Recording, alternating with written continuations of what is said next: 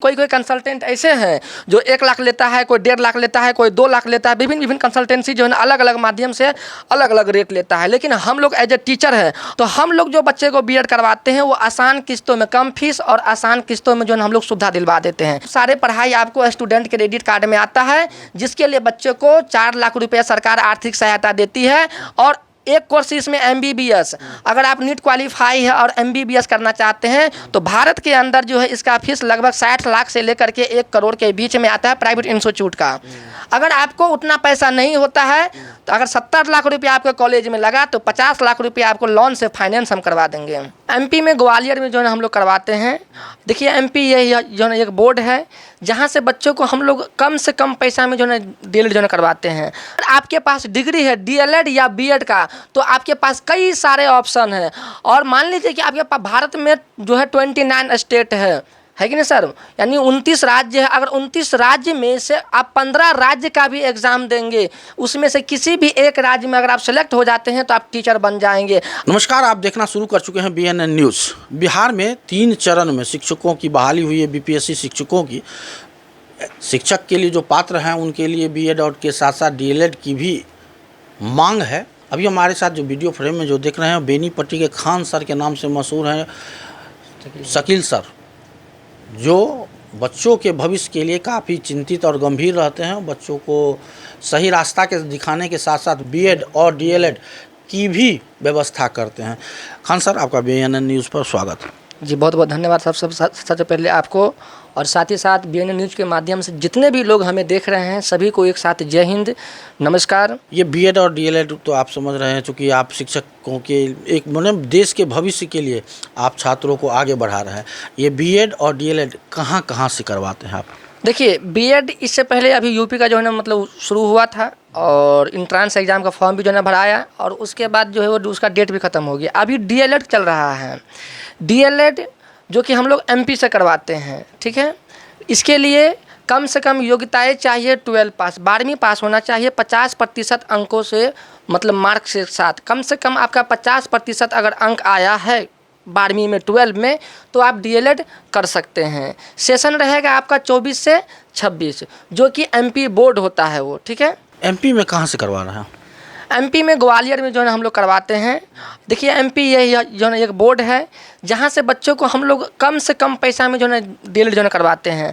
अब बात करते हैं कि देखिए DLED का क्रेज अब इतना बढ़ गया है कि लगातार 3 बार जो है BPSC शिक्षक की बहाली आई है और साथ ही साथ जो है लोग आप जागरूक हो गए हैं। ऐसा नहीं है कि हम BPSC में ही केवल जो है ना बनेंगे टीचर, वो EMRS एकलव्य विद्यालय में जा सकते हैं, केंद्रीय विद्यालय में जा सकते हैं, सिमुतल्ला आवासीय विद्यालय में जा सकते हैं, संस्कृत विद्यालय में जा सकते हैं, उर्दू विद्यालय में जा सकते हैं, उर्दू मदरसे में भी जा सकते हैं। तो अगर आपके पास डिग्री है DLED या BED का तो आपके पास कई सारे ऑप्शन हैं। और मान लीजिए कि आपके पास भारत में जो है 29 स्टेट है कि नहीं सर, यानी 29 राज्य है। अगर 29 राज्य में से आप 15 राज्य का भी एग्ज़ाम देंगे, उसमें से किसी भी एक राज्य में अगर आप सेलेक्ट हो जाते हैं तो आप टीचर बन जाएंगे। और ये वैकेंसी बराबर आएगी, क्योंकि पक्ष में आप देख रहे हैं कि जो भी सरकार है और विपक्ष में भी जो सरकार है वो लोग बराबर वादा कर रही है कि हमारा सरकार बनेगा तो हम इतना नौकरी देंगे, हमारी सरकार जो है बनेगा तो उतना नौकरी जो है देंगे। और लगातार आप लोग देख लिए हैं कि 3 बार BPSC शिक्षक की बहाली जो है बिहार में आ चुका है। एक चीज़ जानना चाहेंगे खान सर आपसे, चूँकि आप बिहार के मधुबनी ज़िले में रहने वाले हैं और BED की भी बात करें तो आप यूपी से, आपने ऑन कैमरा कहा कि BED यूपी से करवाते हैं और DLED आप MP से करवा रहे हैं। बिहार में इस तरह की जो व्यवस्थाएं हैं उसमें क्या कमी है कि आखिर आप बच्चों को बाहर भेजना चाह रहे हैं? देखिए बिहार की व्यवस्था ये है कि बिहार में जो है ना कॉलेज का फीस बहुत ज़्यादा है। बच्चे अगर बिहार में डायरेक्ट भी एडमिशन लेते हैं तो 1.5 लाख रुपया उसका फीस है। रेगुलर क्लास करवाना नहीं जाएगा बच्चा तो उसका फ़ाइन लेता है। उसके बाद जो है मान लीजिए विभिन्न तरह का फ़ाइन लेता है, जिसकी वजह से कोई कॉलेज आपको 2 लाख भी ले लेता है, कोई कॉलेज 1.5 लाख में ही कर लेता है और कोई कॉलेज मनमाना करके बहुत ज़्यादा ले लेता है। और बिहार से बाहर भी कोई कंसल्टेंट ऐसे हैं जो 1 लाख लेता है, कोई 1.5 लाख लेता है, कोई 2 लाख लेता है। विभिन्न कंसल्टेंसी जो है ना अलग अलग माध्यम से अलग अलग रेट लेता है। लेकिन हम लोग एज ए टीचर हैं और एक BED के प्रभारी के रूप में है। ये मेरा लेटर है कॉलेज का, आप देख सकते हैं। कॉलेज के हम प्रभारी के रूप में जो है ना काम करते हैं। ये लेटर है कॉलेज का, बैंक अकाउंट नंबर इस पर दिया गया है, साफ साफ देख सकते हैं। कॉलेज का नंबर दिया गया है, सभी चीज़ आप कॉलेज पता कर सकते हैं फ़ोन करके कि हम उस कॉलेज के जो है प्रभारी है या नहीं है। तो हम लोग जो बच्चे को बीएड करवाते हैं वो आसान किस्तों में, कम फीस और आसान किस्तों में जो है हम लोग सुविधा दिलवा देते हैं। तो अभी फ़िलहाल फर्स्ट फेज का एमपी से डीएलएड का स्टार्ट हुआ है, जो कि 26 तारीख को इसका लास्ट डेट है। फिर सेकेंड फेज आएगा। अगर फर्स्ट फेज में ही सीट पूरा फुल हो गया तो सेकेंड फेज जो है नहीं आ पाएगा। अगर सीट नहीं भरा तो सेकेंड फेज आएगा। लेकिन उम्मीद है कि लगभग हरियाणा में 23-25 में डीएलएड का एडमिशन नहीं हुआ, यूपी में डीएलएड होता ही नहीं है, वहाँ पे डोमिसाइल लागू है। राजस्थान में भी जो है इस बार डीएलएड का एडमिशन नहीं हुआ, जिस वजह से बच्चे सब भागे जा रहे हैं। बिहार में फीस महंगा है। तो देख रहे हैं कि ओवरऑल जो बिहार के आसपास की जो इलाका है, जो राज्य है, उस सभी राज्य अपना अपना डोमिसाइल लागू कर दिया, जिस वजह से उसी राज्य के बच्चा जो है ना केवल डीएलएड कर सकता है।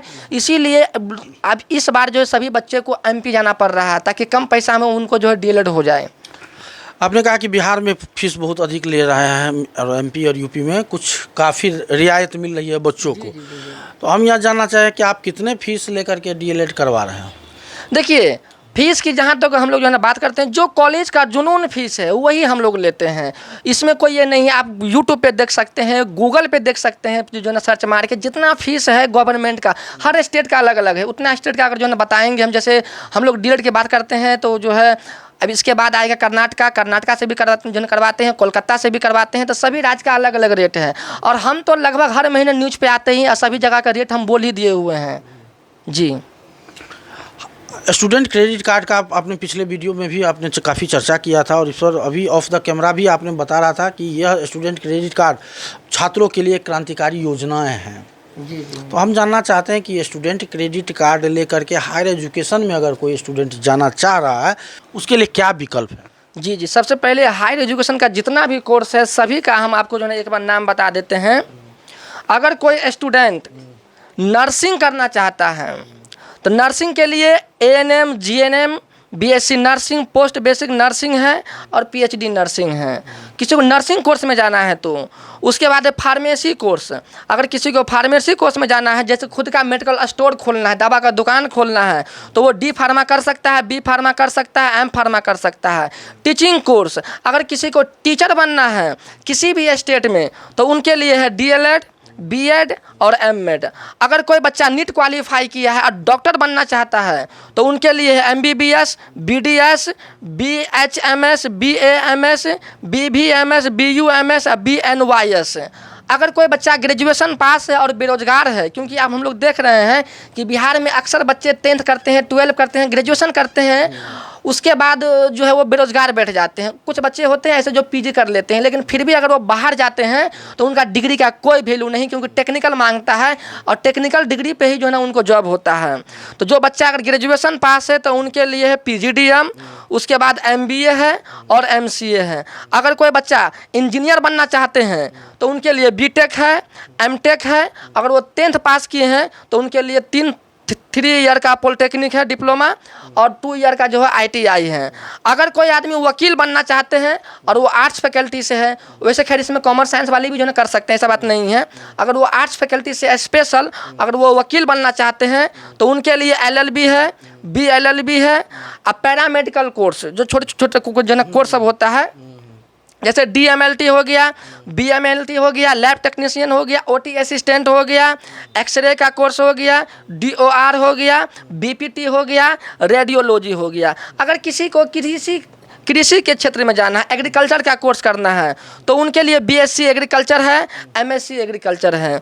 उसके बाद अगर हम अदर कोर्स की बात करते हैं, जैसे कोई बच्चे बीए करेंगे, बीकॉम करेंगे, बीएससी करेंगे, बीबीए करेंगे, बीसीए करेंगे, पत्रकारिता का कोर्स, जैसे आप लोग पत्रकार हैं इनका कोर्स करेगा तो बीजेएमसी है। कोई बच्चा एमए करेगा, एमफिल करेगा, पीएचडी करेगा, उसके बाद एमएससी एमकॉम करेगा। और इसमें एक बात यह भी है कि कोई बच्चे अगर चाहते हैं कि हम लाइब्रेरियन का शिक्षक बने, हर कॉलेज में होता है लाइब्रेरी के लिए जो है शिक्षक अलग से किताब उताब देने होने के लिए, तो उनके लिए आता है डिलीज। अगर कोई बच्चा 12 पास किया है तो वो डिलीज कर सकता है, तो डिलीज है, बिलीज है और एमलीज है। उसके बाद कुछ अदर कोर्सेज जो हम लोग करवाते हैं, जैसे एयर होस्टेस। अगर किसी को एरोप्लेन में जॉब करना है ना, तो इसके लिए आता है एयर होस्टेस, होटल मैनेजमेंट, अगर किसी को होटल में जॉब करना है तो होटल मैनेजमेंट, फैशन डिजाइनिंग, ठीक है, रेडियो जॉकी, जो आप लोग देखते होंगे जो रेडियो पर जो जॉकी होता है उसका, एडवर्टाइजमेंट का पढ़ाई, ठीक है। तो ये सब सारे पढ़ाई आपको स्टूडेंट क्रेडिट कार्ड में आता है, जिसके लिए बच्चे को 4 लाख रुपये सरकार आर्थिक सहायता देती है। और एक कोर्स इसमें MBBS, अगर आप नीट क्वालिफाई है और MBBS करना चाहते हैं तो भारत के अंदर जो है इसका फीस लगभग 60 लाख से लेकर के 1 करोड़ के बीच में आता है प्राइवेट इंस्टीट्यूट का। अगर आपको उतना पैसा नहीं होता है तो अगर 70 लाख रुपये आपके कॉलेज में लगा तो 50 लाख रुपये आपको लोन से फाइनेंस हम करवा देंगे। तो जो स्टूडेंट आपसे DLED करवाना के लिए चाहेंगे वो कैसे संपर्क करें आपसे? हाँ, जो स्टूडेंट हमसे अगर BEd या DLED या किसी भी एजुकेशन के बारे में कोई भी जानकारी लेना चाहते हैं तो हमारा पता हो गया बेनीपट्टी चैतन्य कुट्टी के पास, संसार पोखर road, excellent education institute Benipatti. मेरा मोबाइल नंबर हो गया 8405810336। आप लोग इस नंबर को जो है एच खान सर बेनीपट्टी मधुबनी वाले के नाम से आप मोबाइल में सेव कर लेंगे, क्योंकि जो भी अपडेट आता रहेगा एजुकेशन से रिलेटेड, जॉब से रिलेटेड, वो अगर आप हमसे जुड़े रहेंगे तो सभी जानकारी आपको मिलता रहेगा। अंत में क्या कुछ कहना चाहेंगे?